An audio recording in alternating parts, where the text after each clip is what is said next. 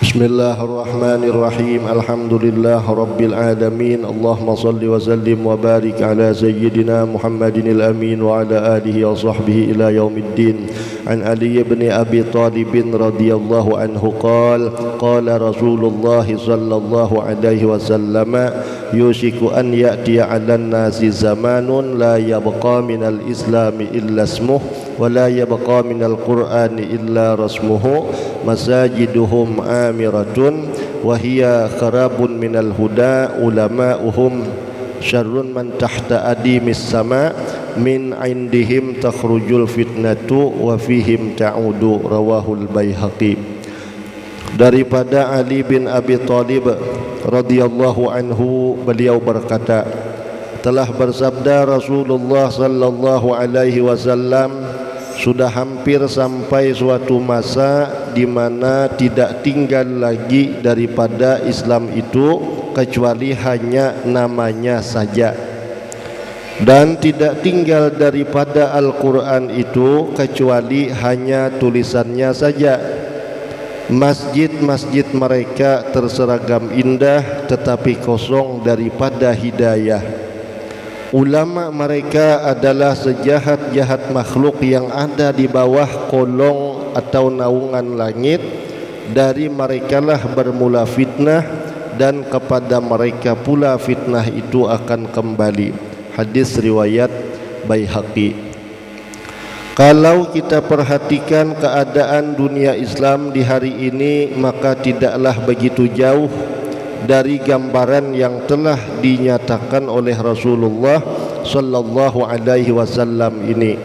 Kalau belum sampai pun ianya sudah mendekati ke sana. Ulama yang dimaksudkan di dalam hadis ini ialah ulama usu, yang berani menjual agama mereka dengan mata benda dunia, bukan ulama akhirat yang mewarisi tugas para nabi dan meneruskan penyebaran dakwah dari masa ke masa.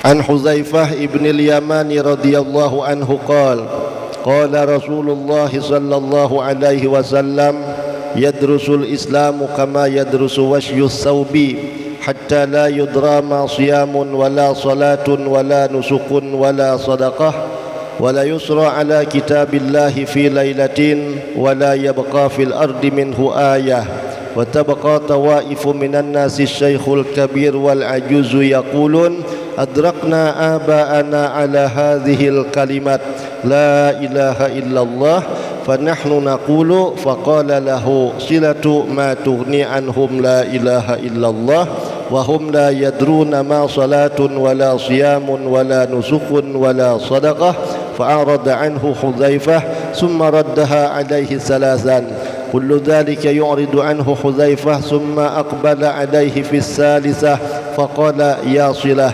tunjihim minan nar salasan. Rawahu Ibnu Majah.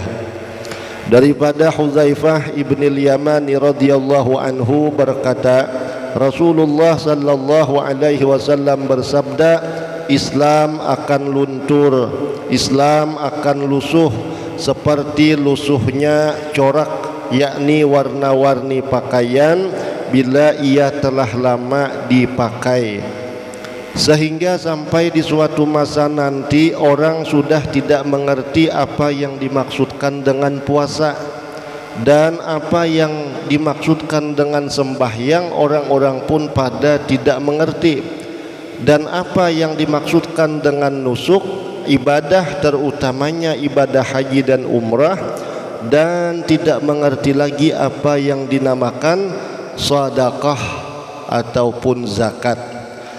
Dan Al-Quran akan dihilangkan kesemuanya pada suatu malam saja, maka pada esok harinya tidak tinggal di permukaan bumi ini daripadanya walaupun hanya satu ayat. Maka yang tinggal hanya beberapa kelompok daripada manusia. Di antaranya ada orang-orang tua, laki-laki dan perempuan. Jadi mereka hanya mampu berkata, kami sempat menemui nenek moyang kami memperkatakan kalimat la ilaha illallah, lalu kami pun mengatakannya juga. Artinya saking Islam itu semakin lama semakin lusuh seperti warna-warni pakaian apabila dia sudah lama dipakai, sampai-sampai kaina nang bangaran tukang lajari kadada lagi, nang belajar pun apalagi kadada. Nah sehingga tersisa orang-orang yang hidup di dunia ini, mereka tidak tahu apa itu sembahyang, apa itu puasa, apa itu zakat, apa itu haji. Sampai-sampai nang tersisa di sini ada orang nang hinggan tahunya itu dan kawa membaca kalimat la ilaha illallah saja. Semacam ini nang inya mengerti. Itu pun kami ujar buhannya pernah pang bahari mendengar babuhan pada tuan kami mengucap kalimat ini. Lalu kami kata Tuhan mendengar hafal hingga gini aja nang kami kawa menyambat. Nang lain kada mengerti. Berarti kada ada lagi nang sumbahyang, nang belajar sumbahyang sudahnya, nang tabuka hendak belajar sumbahyang makinnya kada ada jua. Nang puasa di zaman itu kada ada lagi orang tahu di bahasa puasa. Tunai sebulanan kada sing puasaan. Nang hitungan orang tu bakal labihan kada tahu lalu di bahasa zakat, di bahasa sedekah, bakhil berataannya. Sampai masanya kaina kada tahu di bahasa haji, di bahasa umrah, di bahasa ibadah apapun. Nang tahu tu orang-orang segelintir aja nang inya tahu hingga kalimat la ilaha illallah. Itu pun iingatan aja dadangaran mulai arwah kai, arwah datu baucap ngene ujar si buyut. Lalu kami ingat.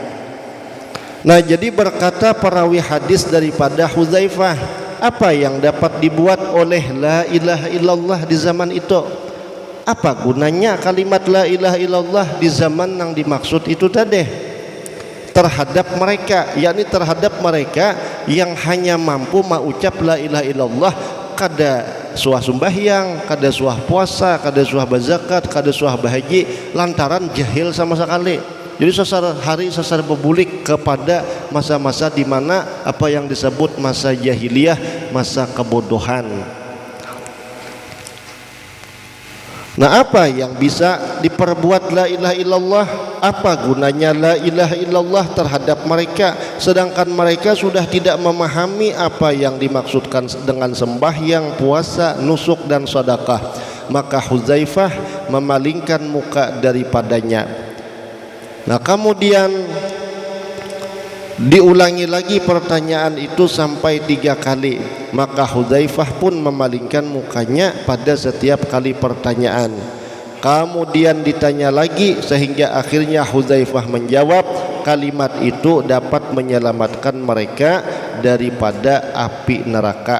Maka Hudzaifah memperkatakan jawaban itu sampai 3 kali. Kalimat itu akan menyelamatkan mereka daripada api neraka. Dan ini dispensasi kada kawa dituruti di zaman wahini. Hingga la ilaha illallah sembahyang kada, hingga la ilaha illallah puasa Ramadan parai, hingga la ilaha illallah orangnya bakalabihanan berzakat kada, hingga la ilaha illallah orangnya mampu bahaji kada pariannya. Ini kada berlaku di zaman kita wahini. Hingga la ilaha illallah aja ada di zaman kehujung kaina. Nah itu jadi banyak nang didispensasikan. Orang tu kada tahu di bahasa sembahyang, kada tahu di bahasa puasa, zakat, haji, tahunya hingga la ilaha illallah. Kenapa buhannya ngini bisa selamat dari siksa neraka? Karena tahunya hingga la ilaha illallah wara. Nang lain kada tahu lalu karena kada danang melajari. Orang nang alim-alimnya matian sudah, dan sisa nang jahil-jahil berataan. Maka ketika mereka hanya tahu kalimat la ilaha illallah, ibadah lain mereka tidak tahu lantaran uzur kejahilan yang sekian beberapa turunan. Karena ulama dan tukang lajari ilmu agama habisan matian sudah. Lalu dispensasi jikalau di zaman itu mereka tidak pernah sembahyang, tidak pernah puasa, tidak pernah berzakat, tidak pernah berhaji. La ilaha illallahnya pun hingga dadangaran dan iingatan ucapan Allah pada Tuhan atau ke atas pada Tuhan aja. Maka la ilaha illallah ini akan berfungsi menyelamatkan mereka dari siksa neraka. Nah, nang kita wayah ini tukang lajari banyak, habis itu pulang tempat belajar banyak, kita mengerti aja apa nang diwajibkan Allah Ta'ala. Kada kawa hinggan la ilaha illallah, la ilaha illallah, la ilaha illallah. Tapi kewajiban agama dibarayakan seperti sembahyang 5 waktu, puasa Ramadan, kemudian lagi hak-hak sekalian makhluk atau hak terhadap sesama kada ditunaikan. Nah, maka kada cukup kita nang wahini hingga membaca la ilaha illallah semata, melainkan dengan pekerjaan ibadah lainnya. Nah, jadi maksud hadis tadi ringkasnya menerangkan kepada kita bahwa pada suatu masa nanti, pertama ilmu tentang Islam akan diangkat. Sekarang sedikit demi sedikit sudah diangkat sampai habis sama sekali. Yang kedua, Al-Quran juga akan diangkat daripada permukaan bumi ini. Ketiga, orang hanyalah mengenali beberapa istilah Islam, tetapi mereka tidak memahami apa yang dimaksudkan dengan istilah-istilah itu. Yang keempat, begitu pula mereka hanya sekedar mampu mengucapkan kalimat la ilaha illallah, tetapi mereka tidak memahami apa tuntutan kalimat suci itu terhadap mereka, hingga tahu bacaannya lawan hingga kawa membaca aja. Nah, saking masa kejahilan itu nampak pada masa yang disebutkan oleh Rasulullah sallallahu alaihi wasallam. Walau bagaimanapun Allah Subhanahu wa taala dengan belas kasihannya masih menghargai keimanan mereka yang sedikit itu dan akan mengeluarkan mereka dari api neraka dan memasukkan mereka ke dalam surga. Kemudian lagi hadis berikutnya tentang 15 maksiat yang akan menurunkan bala. 15 maksiat yang menjadi penyebab turunnya bala. An Ali bin Abi Thalib radhiyallahu anhu qala Rasulullah sallallahu alaihi wasallam idza fa'alat ummati 15 khaslatan halla bihal bala. Qila wa ma hiya ya Rasulullah? Qal idza kana al-maghnamu duwalan wal amanatu maghnaman waz zakatu maghraman wa ta'a ar-rajulu zawjatahu wa aqa ummahu wa barra sadiqahu wa jafa abah wartafa'atil aswatu fil masajid wa kana zaimul qaumi azzalahum wa ukrima ar-rajulu makhafata syarrih wa syuribatil khumur wa lubisal harir wa tukhizatil qiyan wal ma'azif ولعن آخر هذه الأمة أولها فليرتقب عند ذلك ريحا حمراء أو خصفا أو مسخان رواه الترمذي. Nah, jadi nang 15 macam ni tolong kita perhatikan bujur-bujur supaya kita tu pinandu apa-apa aja gawian nang maulah bala tu turun di suatu tempat apabila sudah kebanyakan orang nang menggawinya. Nah, kalau secara logika kayak tanah longsor, apalagi angin nang baha hancur bangunan, tumbuh-tumbuhan. Nah, kalau secara logika faktor alam ya. Tapi sebujurnya bukan karena faktor alam tapi faktor dosa juga. Kalau kita nang wayah ini hidup dikit-dikit dunia tuha sudah jar. Nah, bagaimana waktu banjir di zaman Nabi Nuh? Apakah waktu itu dunia sudah tuha? Menenggelamkan dunia selama kurang lebih 6 bulan. Wayah ini dikit-dikit bila ada musibah, ada bala, wajar-wajar dunia sudah tuha aja. Kada sebangat banjir zaman Nabi Nuh juga, kada sebangat banjir zaman Nabi Nuh juga. Seharusnya zaman Nabi Nuh itu nang tuha, zaman wahini anom, karena bala-bala nang wahini masih belum seberapa dibandingkan bala nang diturunkan Allah akibat kedurhakaan para umat kepada Rasul mereka masing-masing di zaman masing-masing.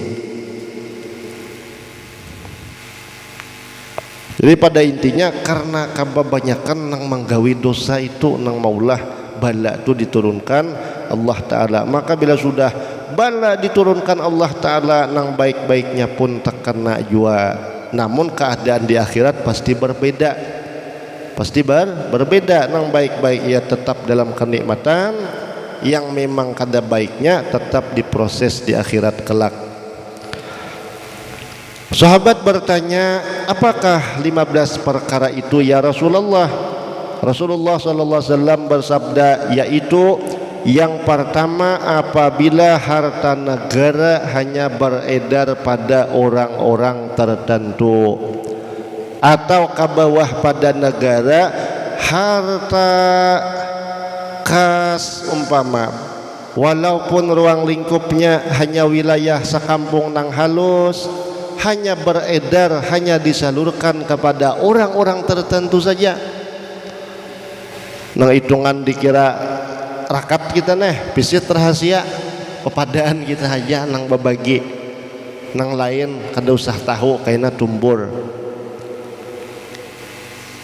Atau sebab bahagian aja nang umpat kita aja nang dibagi hartanya ini, duitnya ini, nang bebuhannya tuh kada umpat kita, buhan subalah toh, padahal ada hak bebuhannya juga. Nah ini diantara 15 dosa nang mengundang bala. Oh ya, pelawak tohoknya sudah orang manggawi nangka ini jar, belum lagi nya mana bong hulo.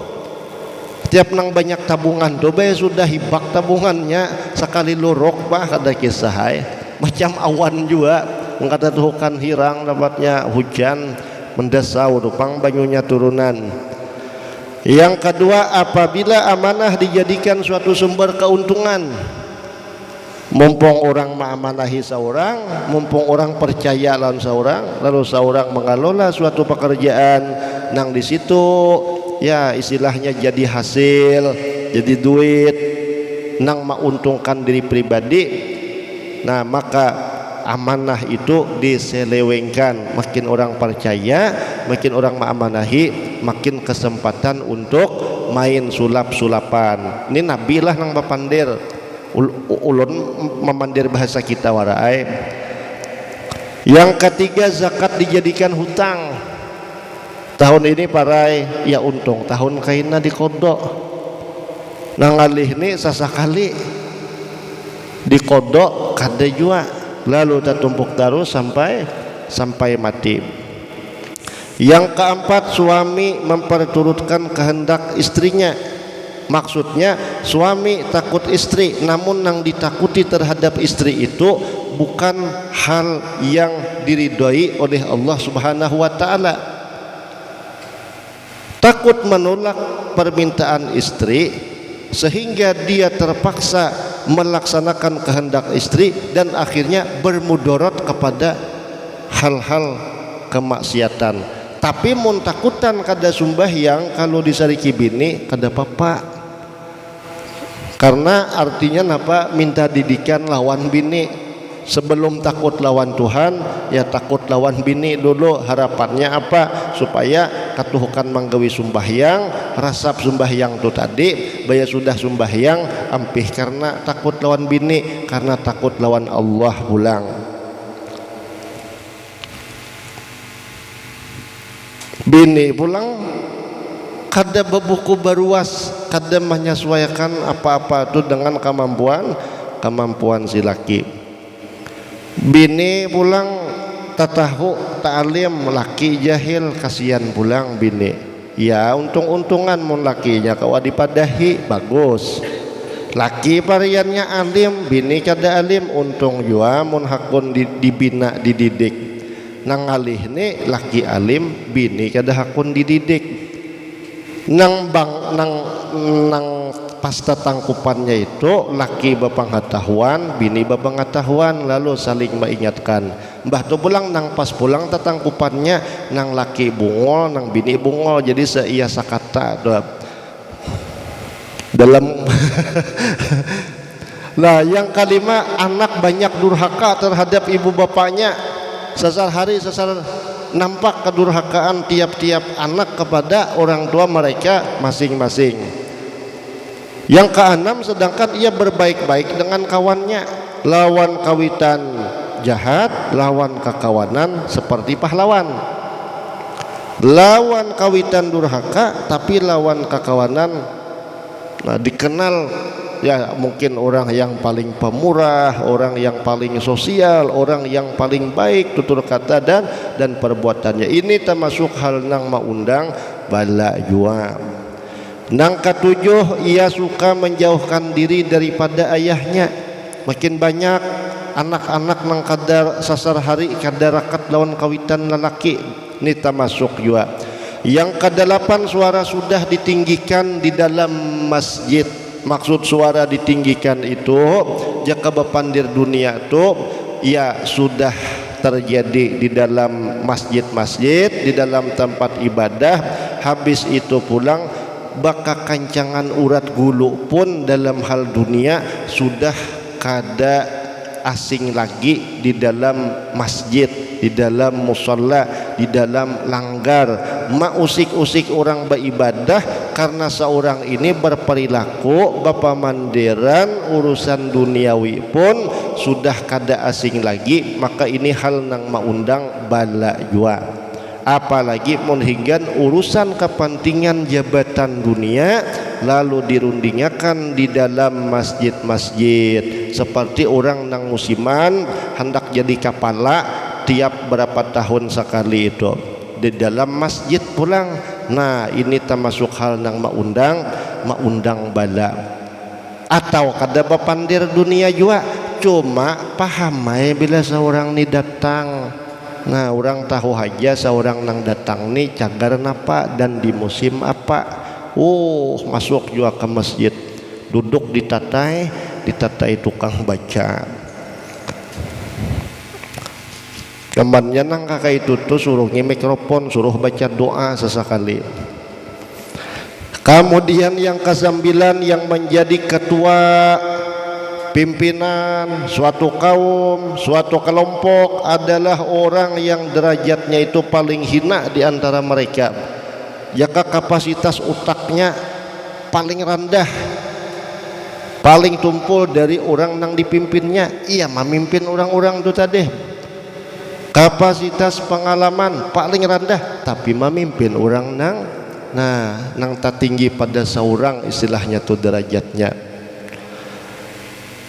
Yang ke-10, seseorang dimuliakan karena ditakuti kejahatannya. Jadi ini kayaknya sudah mulai nampak.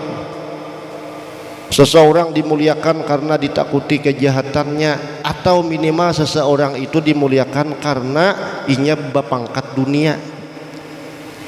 Umpama ada tuan guru datang ke suatu tempat, orang sebahagian kecil mungkin menyambut, tapi baya sudah nang bayi isi jabatan dunia datang ke suatu tempat acara, lebih banyak lagi nang dominan menyambut inya daripada menyambut si tuan gurunya.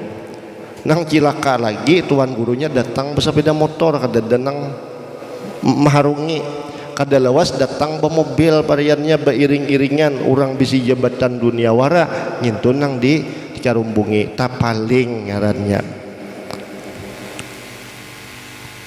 Sampai masanya kaina, kenapa kita harus hormat dengan si Ano? Ngalih soalnya mun itu kada dihormati, mun kita kada bisa lawan itu berbahaya kita. Nah ya mungkin kalau orang tu jahat wara, kada bisi taring dunia, kada bisi kasugihan dunia, masih banyak aja nang kawa malawan. Nang alih nih ia jahat, ia berduit. Nah ia bisi jabatan dunia. Lalu orang-orang beriman yang imannya masih lemah, maka dengan sebab itu semakin lemah iman mereka. Takutan kada memaraki orang nang semacam ini. Mun kita kada memaraki ngalih kita, apa kita pakai ilmu, piring nasi kita di situ, takutan kita. Yang ke-11, khamar atau arak sudah diminum di merata tempat. Yang ke-12, kain sutra banyak dipakai oleh kaum lelaki. Ini rupanya kebanyakan baduit lelaki ini, sampai-sampai yang dipakai itu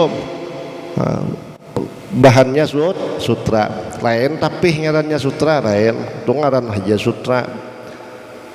Yang ke-13, para artis disanjung-sanjung, bisa kita amati sudah. Semakin generasi ke bawah nang diidolakan bebuhan kakanakan remaja banyak nang mana, banyak penyanyi kah, banyak artis atau bintang film kah, atau yang diidolakan ini banyak orang-orang nang ahli Quran atau ahli salawat. Itu bisa kita amati di masa sekarang ini. Bila artis disanjung, tapi bila orang tuh harap mengaji biasa-biasa aja, kada tapi heboh. Mendengar orang harap bernyanyi, wah kada kisah hype. Di mana duduk dipuji haratnya suara itu bernyanyi.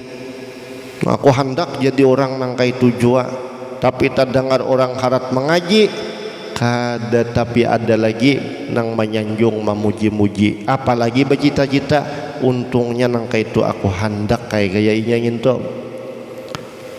Dan semakin hari semakin masa ke hujungnya semakin terjadi apa yang disabdakan Rasulullah ini. Artis disanjung, jadi asalnya bakarudung menyanjung artis nang kada bakarudung, saking cinta matinya lalu menuruti kayak apa penampilan artis ninto. Bila artisnya kada bakarudung, iya putingnya asalnya bakarudung, seampih bakarudung dok. Bila rambutnya habang lalu umpat habang juga, apa merek sepatu yang dipakai artis itu, wah lalu jadi musim-musiman. Ramai orang memakai sepatu seperti sepatu yang dipakai oleh artis. Pagi bila artis mensponsori akan pakaian, lalu sikap payu pakaiannya. Yang ke-14, musik banyak dimainkan. Musik di mana tempat sudah dimainkan. Tarancak musik dimainkan pada maulid. Maulid seminggu sekali, musik seminggu bisa 5 kali, bisa 10 kali. Karena pula imbah katuhukan memusikan penutupnya napa lalu bahapsian naik suruh buhannya nang penutup ini nang tukang sandang tukang lapainya hendak badahulu acara keagamaan hanya acara nang baka karasminan itu busyah bala ya turun. Jadi sebelum bala turun lalu di apa ngarannya dipalaskah. Nah, sanunuhan acara keagamaan diadakan seperti maulid dan seumpamanya, jadikan orang papatul wara. Kita sudah tuhuknya beulahan gawian nang maundang bala, cuma belumpang balanya turun ya. Sebelum balanya turun ya kita sediakan dahulu bebuhan tukang palasnya, bebuhan tukang tolaknya nintu pulang dijadikan orang bahan papainan ngarannya. Yang ke-15, generasi akhir umat ini melaknat generasi pertama, yakni para sahabat Rasulullah sallallahu alaihi wasallam. Maka pada ketika itu hendaklah mereka nantikan angin merah atau gempa bumi, ataupun mereka akan dirubah menjadi makhluk lain. Nah, hadis riwayat Imam Tirmizi. Dunia hari ini telah membuat segala apa yang telah disabdakan Rasulullah sallallahu alaihi wasallam, cuma masih belum sampai ke tahap puncak, ke tahap akhir. Nah, ataupun maksud daripada mereka akan dirubah menjadi makhluk lain, putungannya tetap manusia tapi kelakuannya nang kayak binatang. Nah, sasar kada melampu lagi. Wallahu subhanahu wa ta'ala a'lam. Mudah-mudahan Allah subhanahu wa ta'ala mengampuni dosa-dosa kita seberataan, dosa umat bapak kita baik yang masih hidup ataupun yang sudah meninggal.